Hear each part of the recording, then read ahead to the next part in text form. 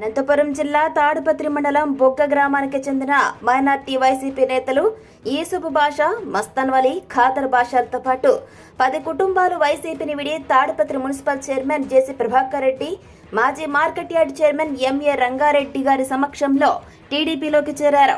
జేసీ Prabhakar Reddy TDP కండువా కప్పి వారిని పార్టీలోకి గౌరవంగా ఆహ్వానించారు.